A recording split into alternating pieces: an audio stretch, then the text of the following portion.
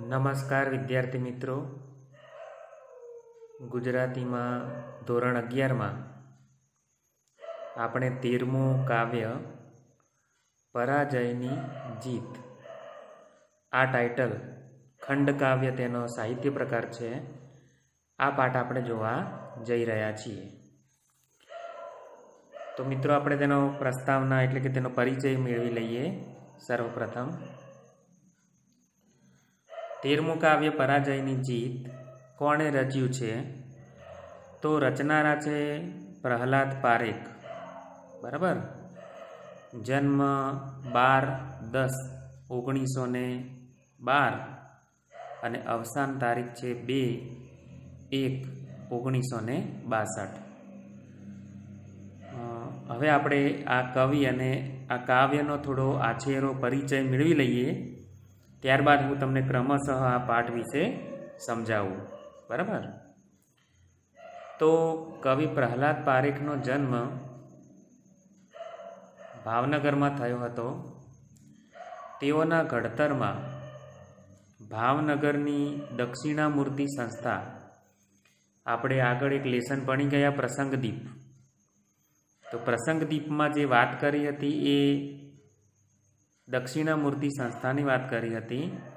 તો પ્રહલાદ પારેખ જે કવિ છે એ કવિ ક્યાં ભણ્યા હતા? તો એ દક્ષિણામૂર્તિ સંસ્થાનો એમના માટે ખૂબ જ મુખ્ય ફાળો રહ્યો છે. શ્રી નાનાભાઈ ભટ્ટ, આપણે આગળ વાત કરી હતી પ્રસંગદીપમાં, તેમજ શ્રી હરભાઈ ત્રિવેદી જેવા શિક્ષણવિદો પાસે તેઓ સંસ્કાર ઘડતર પામેલા. ગુજરાતી કાવ્ય સાહિત્યમાં 1940 પછી એમના બારી બહાર કાવ્ય સંગ્રહથી સૌંદર્યાભિમુખ કાવ્યધારા શરૂ થઈ. બારી બહાર સંગ્રહની બીજી આવૃત્તિમાં એમના સરવાણી ઇન્વર્ટેડ કોમા અવતરણ ચિહ્નમાં છે તે સરવાણી કાવ્ય સંગ્રહના કાવ્યો સમાવી લેવાયા છે. પ્રકૃતિ અને માનવ પ્રેમના ગીતો તેમજ છંદોબદ્ધ કાવ્યો ઇન્દ્રિય ગ્રાહ્ય અભિવ્યક્તિ તેમજ નિરાળી લય સમૃદ્ધિથી વિશેષ ધ્યાનપાત્ર બન્યા છે. ઉમાશંકર જોશીની પ્રસ્તાવનાનો લાભ આ સંગ્રહને મળ્યો છે. રાજકુમારની શોધમાં તેમજ કરુણાનો સ્વયંવર જેવી દીર્ઘ બાળ વાર્તાઓ પણ તેમને આપી છે. બરાબર મિત્રો. તો આ એમને કરેલ સાહિત્ય પ્રદાનની વાત હતી. હવે આપણે આગળ વધીએ. તો કવિ પ્રહલાદ પારેખે પ્રસ્તુત ખંડ કાવ્યમાં કલિંગના યુદ્ધને વિષય તરીકે નિરૂપ્યું છે. કલિંગ એક રાજ્ય હોય છે, તેની ઉપર મગધ પ્રદેશનો રાજા અશોક, સમ્રાટ અશોક ચક્રવર્તી, તે અશોક કલિંગ પર આક્રમણ કરી ભયંકર માનવ સંહાર કરી એને વિજય મેળવ્યો. સમ્રાટ અશોકે કલિંગ નગરી પરનો પોતાનો વિજય પ્રત્યક્ષ એટલે રૂબરૂ જઈને નિહાળ્યો. આખી નગરીને સ્મશાનમાં ફેરવાઈ ગયેલી તેમણે પ્રત્યક્ષ નિહાળી. ધરતી પર સર્વત્ર મૃત માનવ દેહો છવાયેલા હતા. જાણે સમ્રાટની વિજયગાથા આ શબોની લિપિમાં સમાઈ ગઈ હોય. એટલે શબોની લિપિમાં જાણે સમાઈ ગઈ હતી. આવો માનવ સંહાર જોતા અશોકનું હૈયું પશ્ચાતાપ અનુભવી રહ્યું. જે વિજયથી માનવીના હૈયા ન જીતાય એ જીતને જીત કેમ કહેવાય? તમે કોઈનું હૃદય ન જીતી શકો તો પછી એને જીત કઈ રીતે કહેવાય? આ એક પ્રશ્ન એમના મનમાં ઉદ્ભવ્યો. તલવારની ધારથી મેળવેલા વિજયની હારમાં અશોકને પોતાની હાર એટલે કે પરાજયની પ્રતીતિ થાય છે. અશોક ખડગથી સત્તા વિસ્તારવાની લાલચને છોડી દે છે અને હિંસાનો ત્યાગ કરી જે બધી હિંસા આચરી છે, એકબીજાને જે કહેવાય કે સૈનિકો દ્વારા, રાજ્ય દ્વારા જે મારામારી, કાપાકાપી યુદ્ધમાં થતી હોય છે, આવી હિંસાનો ત્યાગ કરીને અહિંસાનો માર્ગ સ્વીકારે છે. ઊંડા મનોમંથન પછી સમ્રાટ અશોકે કરુણાને પ્રબોધતા બૌદ્ધ ધર્મનો સ્વીકાર કર્યો. જગતભરમાં કરુણા અને અહિંસાનો સંદેશ ફેલાવ્યો. આ કાવ્યમાં ગંભીર વિષયની પસંદગી હોવા છતાં કેન્દ્રવર્તી ચરિત્રનું મનોમંથન, ભાવોનું નિરૂપણ અને એને અનુકૂળ છંદોની પસંદગીને કારણે આ ખંડકાવ્ય આસ્વાદ્ય બની રહે છે. તો મિત્રો, આ એક પરિચય હતો કે પરાજયની જીત. બરાબર. હવે આવું ટાઇટલ કેમ આપવામાં આવ્યું? ઓકે, તો એક રીતે તો સમ્રાટ અશોક જીત્યા હતા એટલે એમની જીત થઈ હતી, પણ એ જીતને પણ તેઓ પરાજય માનતા હતા. અને પરાજય માન્યા પછી તેમને વિચાર આવ્યો કે આ બધું નકામું છે, આ છોડીને મારે આ જગતમાં કંઈ કરવું જોઈએ. તો તેઓ બૌદ્ધ સાધુ બન્યા. તો એમ કહેવાય કે એ જે તેઓ પરાજય, પોતાની જીત હતી તેને પરાજય માનતા હતા, અને એમાંથી એમને ઘણું બધું શીખવા મળ્યું. અને શીખ્યા એટલે એમને લાગ્યું કે હવે મારી સાચા અર્થમાં જીત થઈ છે. એટલે આનું ટાઇટલ આપણે પરાજયની જીત એ યોગ્ય છે એવું કહી શકીએ. વધારે માહિતી આપણે આગળ આ ખંડ કાવ્ય કઈ રીતે છે એ કાવ્યનો પરિચય મેળવીએ, હું તમને ક્રમશઃ સમજાવું છું. બરાબર.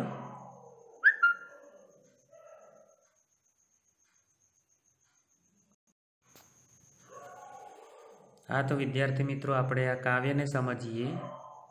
હું તમને ક્રમશઃ પહેલી 4 પંક્તિ સમજાવું છું. થયું ખતમ યુદ્ધને સકલ સોર તેનો સમ્યો.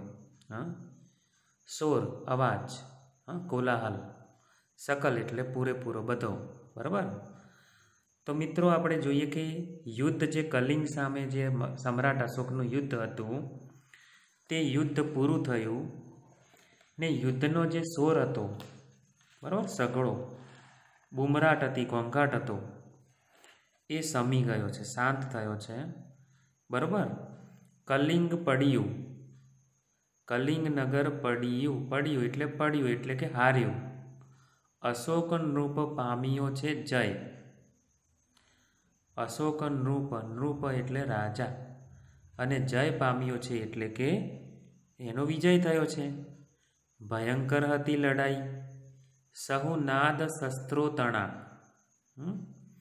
જે લડાઈ હતી એ ભયંકર હતી, અને એમાં જે શસ્ત્રો હતા, બરાબર, એ તણા એટલે તેના જે શસ્ત્રો હતા એ પણ ભયાનક હતા. બરાબર.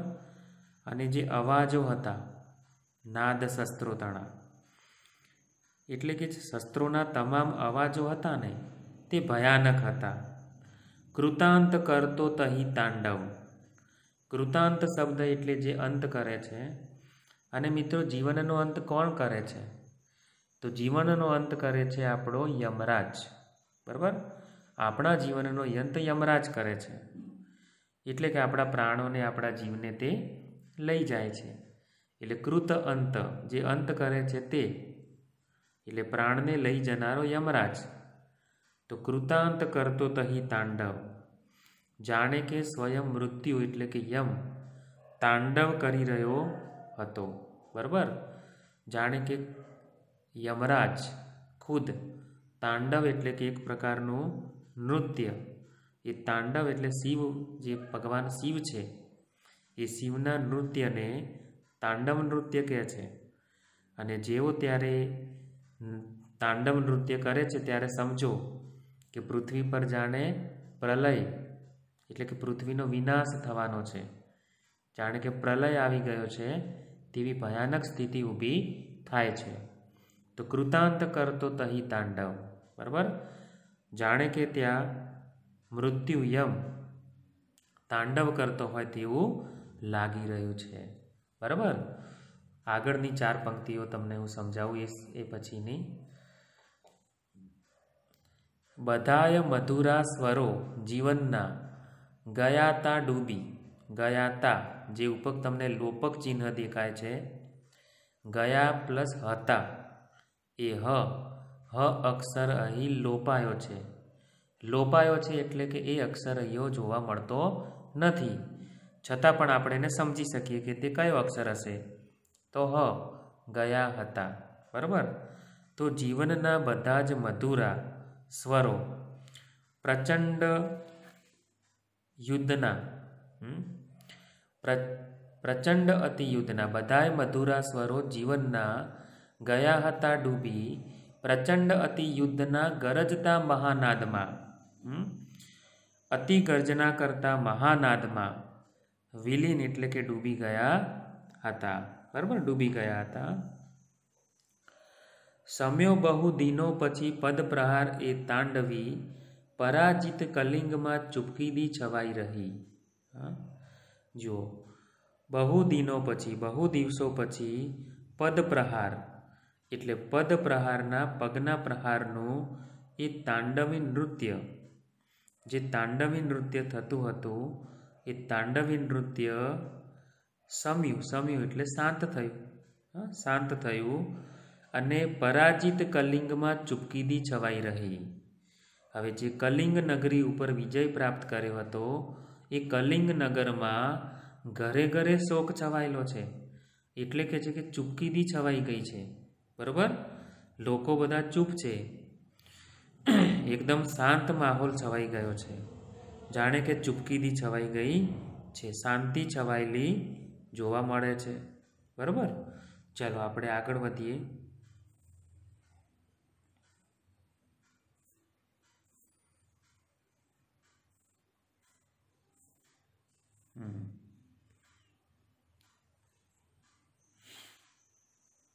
પરંતુ ચૂપકીદી એ ભયદ યુદ્ધથી એ હતી.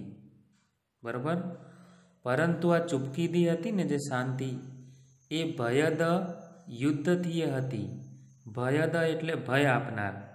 બરાબર, પરંતુ આ શાંતિ યુદ્ધથી પણ વધારે ભયાનક હતી. નિરાશ નગરી હતી નયન નીરને ઢાળતી. નિરાશ નગરી, નયન નીર એટલે નયન એટલે આંખો અને નીર એટલે પાણી. આંખોનું પાણી એટલે આંખોમાંથી જાણે આંસુ સારતી હતી. બરાબર, આ જે કલિંગ નગરી છે એ નગરીને જાણે એક સજીવ તરીકે પ્રસ્તુત કરી હોય અને અત્યંત કલિંગ નગરી નિરાશ હોય, એના નયન નીર એટલે આંખોમાંથી જાણે કે તે આંસુ સારતી હતી, ઢાળતી હતી એટલે કે સારતી હતી. હતી બિન સહાય એ. હવે કલિંગ નગરીનો કોઈ સહાયક હતો નહીં, કોણ બચાવે? કલિંગ નગરીમાં નાશ વિનાશ વેરાયો છે એટલે હતી બિન સહાય એ. બરાબર, એ અસહાય હતી. કરુણ આજ તેની સ્થિતિ, આજે એની સ્થિતિ કરુણ હતી, દયાજનક હતી. સમૂળ ઉખડી ગયેલ મૃદુ વેલ સીએ પડી. સમૂળ મૂળમાંથી ઉગડી ગયેલ મૃદુ વેલ, મૃદુ એટલે કોમળ, કોઈ કોમળ વેલ હોય અને વેલને આમ મૂળ સાથે ઉખેડીને જાણે આમ ફેંકી દીધી હોય અને એ મુરઝાયેલી હાલતમાં, કરમાયેલી હાલતમાં પડી હોય, એવી સ્થિતિ અત્યારે આ કલિંગ નગરીની જોવા મળે છે. એટલે કવિએ બહુ સુંદર સુંદર અલંકારોનો ઉપયોગ કર્યો છે, સજીવારોપણ અલંકાર પણ પ્રસ્તુત કર્યો છે કે સમૂળ ઉખડી ગયેલ મૃદુ વેલ સી એ પડી. એ મૃદુ એટલે કે કોમળ, વેલ સમાન, વેલ જેવી એ પડી આપણને જોવા મળે છે. બરાબર, અહીંથી આપણે થોડા આગળ વધીએ મિત્રો. વાગોળે છે વિજય શિબિરે આજ સમ્રાટ તેના, દીપ્તિ તેના નયનમહી છે દર્પ કેરી ભરેલી. જો મિત્રો શું કહેવા માગે છે કે આજે સમ્રાટ અશોક, બરાબર, આજ સમ્રાટ અશોક એમની છાવણીમાં, જ્યાં આ બધા વિરામ લેતા હોય, જ્યાં તંબુ તાણ્યા હોય, બધા છાવણી એટલે ત્યાં રોકાયા હોય, શિબિરો હોય, બરાબર. એ વિજય શિબિરે એટલે કે એમની છાવણીમાં વિજયનું રટણ કરી રહ્યા છે, વાગોળે છે. એટલે એ વાત કઈ રીતે વિજય મેળવ્યો એ વાતોને વાગોળે છે, એટલે એનું રટણ કરી રહ્યા છે. દીપ્તિ તેના નયનમહી છે, દર્પ કેરી ભરેલી. હવે એમની દીપ્તિ, બરાબર. તો જે દીપ્તિ શબ્દ છે એટલે પ્રકાશ, તેજ, બરાબર. એ તેમના નયનમહી છે એટલે તેમના આંખોમાં પણ કેવું છે, દર્પ કેરી ભરેલી. દર્પ એટલે અભિમાન. તો એમની આંખોમાં અભિમાનનું તેજ ભર્યું છે. સમ્રાટ અશોકની આંખોમાં અભિમાનનું તેજ ભર્યું છે. જોઉં જાતે વિજય, જો અવતરણ ચિહ્ન છે એ પોતે શું બોલ્યા કે જોઉં જાતે વિજય, નૃપને સંસ્ફુરે ઉર્મી એવા. નૃપને એટલે રાજાને મનમાં એવી લાગણી સ્ફુરી, ઉર્મી લાગણી, ભાવ, સ્ફુર્યો એટલે કે એવું સંસ્ફુરે છે, બરાબર. એવી લાગણી અમને સ્ફુરી કે હું જાતે જોઉં વિજય, મારો વિજય હું જાતે જોઉં જાતે. મગધ અસીની ધાર છે તીક્ષ્ણ કેવી. અસી એટલે તલવાર. કહે છે કે જાતે જોઉં કે મગધ પ્રદેશની તલવારની ધાર કેવી તીક્ષ્ણ છે. અને તલવારની ધારે કેટલા લોકોને આજે બેહાલ કર્યા છે, વિનાશ વેર્યો છે. અત્યારે તો એ અભિમાનમાં છે, હજુ ઘમંડમાં છે કે મારી તલવારે કઈ રીતે કલિંગનો વિનાશ વેર્યો છે, કલિંગના લોકોનો વિનાશ કર્યો છે, અને મેં એક જબરદસ્ત બહુ મોટી જીત મેળવી છે, વિજય પ્રાપ્ત કર્યો છે. ઓકે. તો અસી એટલે તલવાર, એ મગધની તલવારની ધાર કેવી તીક્ષ્ણ છે એ હું જાતે જોઉં તો મને કહે છે કે ખબર પડે, આવું વિચારે છે, બરાબર. હવે મિત્રો આપણે આગળ વધીએ અને આને આગળ લઈ જઈએ કાવ્યને.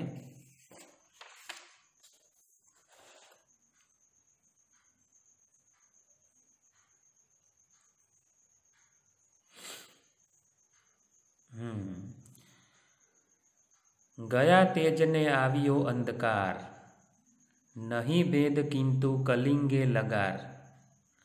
હતો આજ એવો ઉરે ને બહાર, જુએ એક અંધારને એ અપાર. જો મિત્રો શું કહેવા માગે છે કે અભિમાનનું તેજ હતું ને એ દૂર થયું. ગયા તેજને આવ્યો અંધકાર એટલે જે અભિમાનનું તેજ હતું ને એ દૂર થયું ને અંધકાર વ્યાપી ગયો. નહીં ભેદ કિંતુ કલિંગે લગાર, પરંતુ એમ કહેવાય કે કલિંગમાં આજે હતો એવો ફરક. કલિંગે લગાર હતો આજ એવો ઉરે ને બહાર, પરંતુ કલિંગમાં આજે હતો એવો ફરક સહેજ પણ નહોતો. નહીં ભેદ કિંતુ કલિંગે લગાર હતો આજ એવો, બરાબર. એટલે કે જે કે કલિંગમાં આજે હતો એવો ફરક, ફેરફાર સહેજ પણ દેખાતો નહોતો. ઉરે ને બહાર, બરાબર. ઉર એટલે હૃદય, એટલે હૃદયમાં અને બહાર એક અંધારને એ અપાર.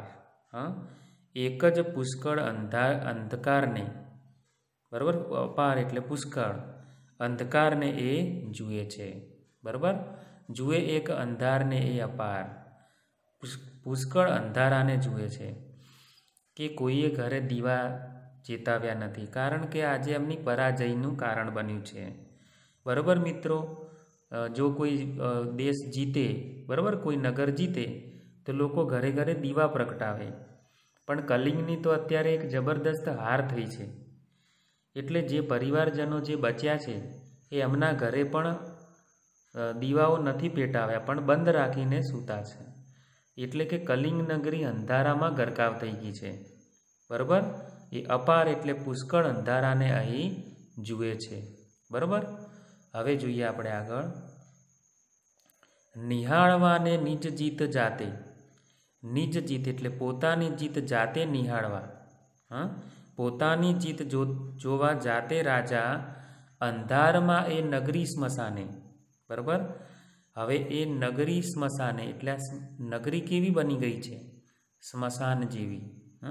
સ્મશાનમાં જે મૃતદેહો અગ્નિમાં એને હોમવામાં આવે, એમ કે છે કે આ નગરી સ્મશાન રૂપ બની ગઈ છે.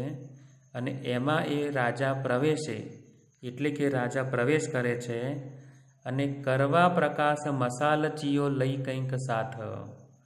હવે એને ખબર નથી કે અંધકારમાં શું જોશે, તો એવા ઘણા બધા મસાલચીઓ, એટલે કે જેમને હાથમાં મસાલ ધારણ કરી છે અને મસાલના અજવાળામાં જે મસાલ સળગે છે, જેમના હાથમાં મસાલ છે, એવા મસાલચીઓ કંઈક એટલે એવા ઘણા બધા કેટલાક મસાલચીઓ એમની સાથે એમને લીધા છે અશોક રાજાએ જોવા માટે. બરાબર, ચલો આપણે આગળ વધીએ.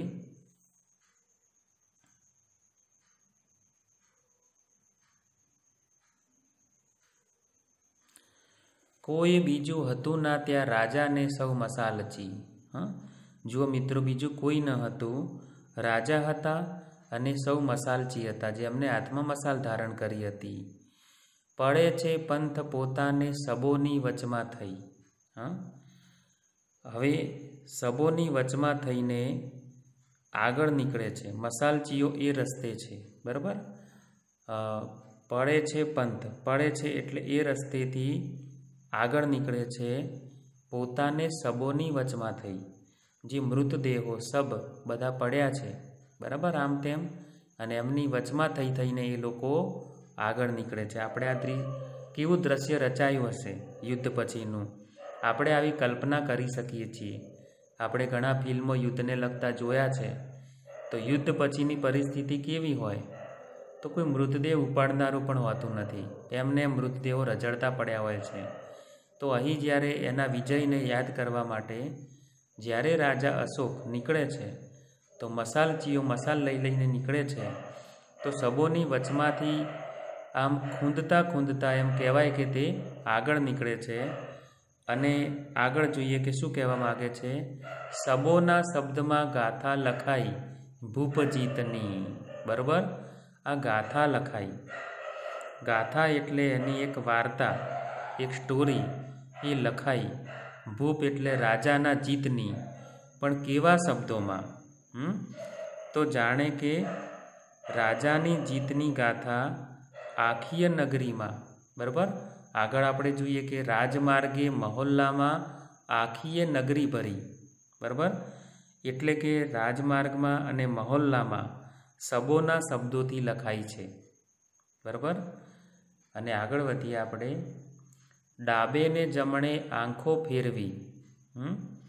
ડાબે ને જમણે, ડાબી જમણી બંને બાજુ નજર ફેરવીને જેમ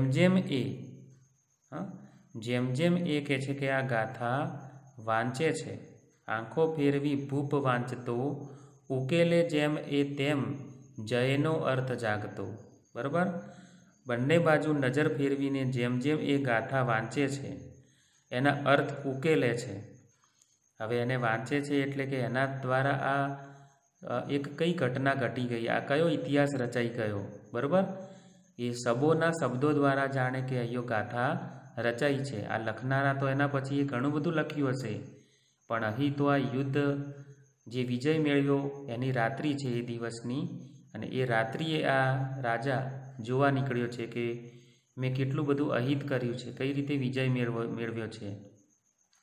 તો લખવાવાળા તો ઘણું બધું લખશે, પણ અહીં તો સબોના શબ્દોમાં જે ગાથા લખાઈ છે એ સબ બધા મૃતદેહોની આસપાસ તેઓ જઈ અને જુએ છે. હવે જોઈએ આગળ કે ડાબે ને જમણે આંખો ફેરવી ભૂપ વાંચતો, ઉકેલે જેમ એ તેમ જયનો અર્થ જાગતો. એ જેમ ઉકેલે છે આ વાર્તાને, એટલે કે સમજે છે, એમ જયનો અર્થ જાગતો. બરાબર, એમ લાગે કે એને જે જય છે એટલે કે જે જીત મેળવી છે એનો અર્થ એમને સમજાય છે. બરાબર મિત્રો, તો એ જયનો અર્થ શું છે તે અહીં સમજે છે. હવે આપણે અહીં આગળ વધીએ, શું કહેવા માગે છે.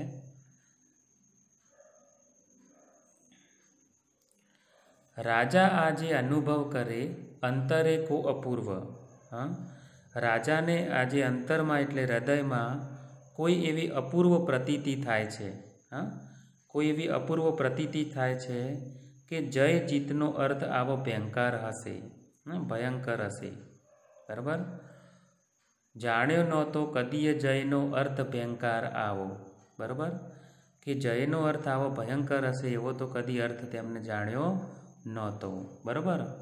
લાવા ધક્કે પ્રબળ ધરતી જેમ કંપી ઉઠે છે તેવું કંપે નૃપતિ ઉર આવેગથી ભાવ કેવા, હા, જેમ કોઈ જવાળામુખીનો લાવા હોય ને, બહુ ગરમ ગરમ ધગધગતો લાવા, બરાબર, તો એમ કહેવાય કે જેમ સશક્ત ધરતી એટલે કે જવાળામુખીના ધગધગતા લાવા રસના વિસ્ફોટથી ધ્રુજી ઉઠે તેવું રાજાનું હૈયું એવા ભાવના આવેગથી કાંપી રહ્યું છે, બરાબર। લાવા ધક્કે પ્રબળ ધરતી જેમ કંપી ઉઠે છે તેવું કંપે નૃપતિ ઉર એટલે રાજાનું ઉર એટલે હૃદય આવેગથી ભાવ કેવા, હા, એવા આવેગથી એવા ભાવથી રાજાનું હૃદય અહીં કંપી ઉઠે છે, બરાબર। જેના જોરે કઠણ પડ હૈયાતણા સર્વ તૂટે જોવાની જયને ઈચ્છા હવે ના નૃપને રહી, જો હવે ઈચ્છા છે કે તેઓ જોવા માટે નીકળ્યા છે, પરંતુ જેના જોરે એમ કહેવાય કે એના જોરે એમના હૈયાની કઠોરતા દૂર થાય છે, હૈયું નરમ થઈ જાય છે, બરાબર। હવે રાજામાં એ જયને જોવાની ઈચ્છા ન રહી, બરાબર। તો એમ કહેવાય કે જેના જોરે કઠન પડ હૈયા તણા સર્વ તૂટે, બરાબર, જે એમ કહેવાય કે એના જોરે એમના હૈયાની કઠોરતા હતી એ દૂર થાય છે, બરાબર। અને જોવાની જયને ઈચ્છા હવે ના નૃપને રહી, આટલા બધા મૃતદેહોને રઝળતા શબોને રઝળતા જોઈને હવે આ રાજાને એમ થાય છે કે હવે આ વિનાશ જે વેરાયો છે, મેં આ જીત મેળવી છે, પણ હવે મને આ જય જોવાની ઈચ્છા થતી નથી। અહીં તેમના હૃદયનું એક પરિવર્તન થાય છે। તો મિત્રો આને આપણે આટલા સુધી જોઈએ। બીજા ભાગમાં હું તમને આગળ જે છે હું તમને આગળ સમજાવીશ એટલેથી, બરાબર। તો આ કાવ્યને સમજતા રહેશો અને એનું સ્વાધ્યાય પણ આ કાવ્ય પૂરું થાય એટલે સરસ રીતે તમે લખી દેજો, બરાબર। શબ્દાર્થ ઘણા બધા છે, જેમ જેમ હું આગળ વધું છું તેમ તેમ તમને શબ્દાર્થો પણ કહેતો રહું છું, બરાબર। તો સર્વ મિત્રોને મારા જય રાજારામ।